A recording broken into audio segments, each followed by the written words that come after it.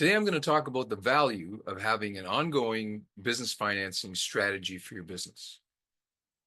When a business starts out, many times it will take whatever financing it can get. But over time, a business financing strategy becomes more necessary not only to secure the best terms and rates, but also to access and secure capital on a timely basis. With business growth comes more complexity, perhaps more business entities and more capital requirements. Business financing facilities can come due, need to be replaced, or expanded. So it becomes more and more important to understand the different ways you can leverage your assets and cash flow. As an example, say an individual owns 3 different businesses and wants to start a fourth one, but requires capital to do so.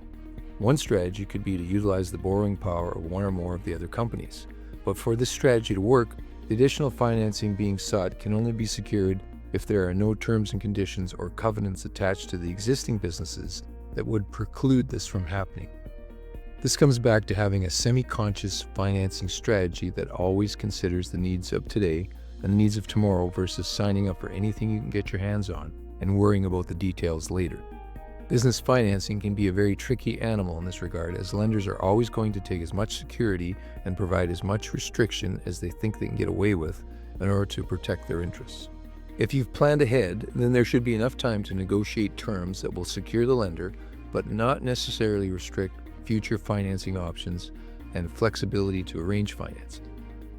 Unfortunately, many financing activities are undertaken with some time pressure or business duress in place, resulting in the business owner settling for a suboptimal capital structure in order to complete the deal on the table or take advantage of an opportunity where time is of the essence, which is the case most of the time. A business financing strategy is all about maintaining a solid understanding of the different ways your assets and cash flow can be leveraged, as well as having your financial statements, contracts, and supplier accounts up to date and in good standing to withstand lender due diligence if and when required. A lack of a business financing plan for a growing business can result in a balance sheet that looks a lot like a patchwork quilt of financing facilities cobbled together over time that don't collectively provide any incremental flexibility to acquire capital if the need arises.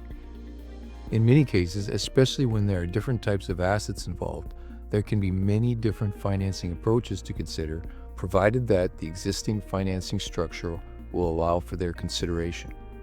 For example, is a business owner better off leaving his or her senior lender in place and securing subordinate debt financing, or seeking a new senior lender that will provide greater leverage?